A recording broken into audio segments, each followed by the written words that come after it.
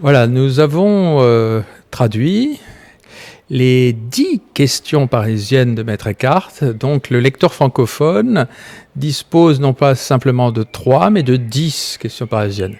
Cette redécouverte de l'œuvre de Maître Eckhart précise son image de professeur à l'Université de Paris. On y découvre un professeur ancré dans la tradition dominicaine, soucieux de défendre Thomas contre les attaques de ceux qui cherchaient à le faire condamner, c'est-à-dire certains maîtres franciscains.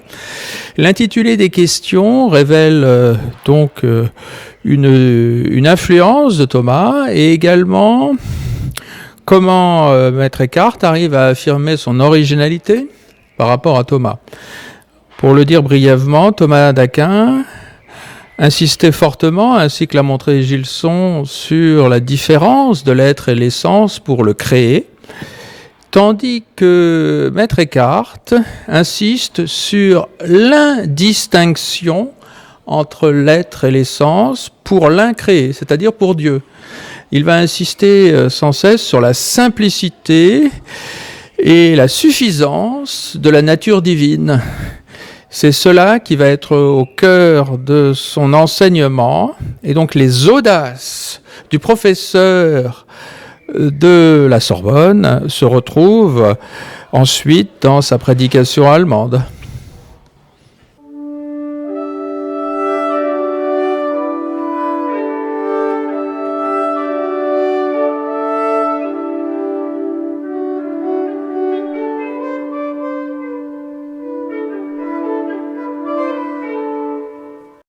Alors les difficultés de traduction viennent du côté du caractère très laconique de ce qui nous reste de ces questions, qui sont parfois lacunaires ou qui ne sont jamais développées. Alors ça demande non pas simplement de connaître le latin, mais de connaître à fond la pensée de l'auteur. Parce qu'on arrive à comprendre ce qui est dit que si on comprend a priori la pensée de l'auteur. C'est presque de la reconstitution doctrinale. Ensuite, il y a des choix à faire qui ne sont pas faciles à trancher. Et donc, il y a des discussions collégiales pour savoir comment faire.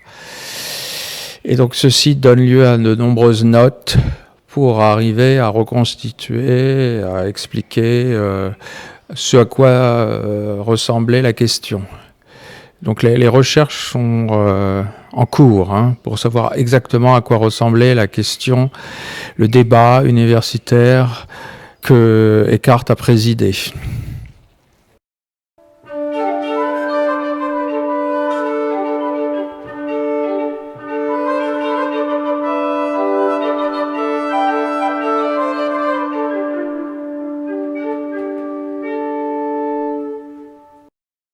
Alors, parmi les découvertes significatives, je dirais que j'en noterai une, c'est-à-dire l'insistance de Maître Eckhart sur l'engendrement de l'un.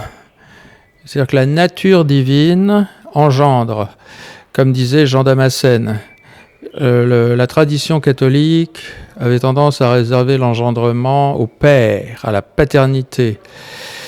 Maître Eckhart déplace le regard vers la nature divine, vers l'un de la Trinité. Et c'est toujours le même souci chez Maître Eckhart, qui est de dépasser en Dieu les distinctions.